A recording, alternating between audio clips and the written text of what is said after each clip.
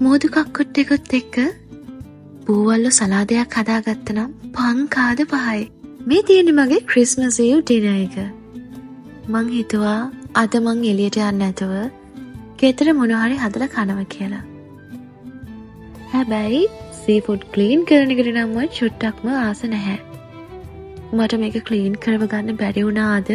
මොකද හැම තැනම බිසි. ඉතින් මම මොකද කරේ? ගෙදර ඇවිල්ලා හැම සෝෂල් මීඩියා ප්ලැට්ෆෝම් එකකම තියෙන ගොඩාක් වීඩියෝ බලලා පොඩි අයිඩියා එකක් අරගෙන මට පුළුවන් විදිහට මං ක්ලීන් කරා. මං හිතනවා මං ඒක හොඳටම ක්ලීන් කරන්න ඇති කියලා.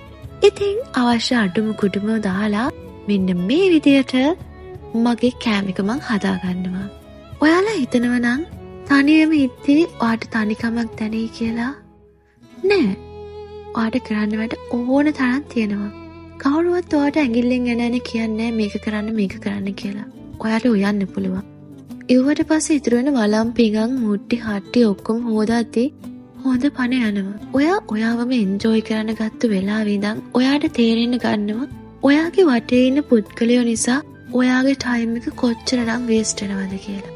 මම මගේ ටයිම් එක මං වෙනුවෙන් යූස් කරනවා කියලා තීරණය කරපු දවසේ ඉඳන් මගේ ජීවිතේ අඩියක් හරි මට ඉස්සරහට යන්න පුළුවන් වුණා.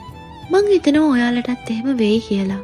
තමන් වෙනුවෙන් හැම මොහොතම ජීවත් වෙන්න තීරණය කරාට පස්සේ මේ ලෝකේ ගොඩාක් හොඳ දේවල් සිද්ධ වෙන්න ගන්නවා.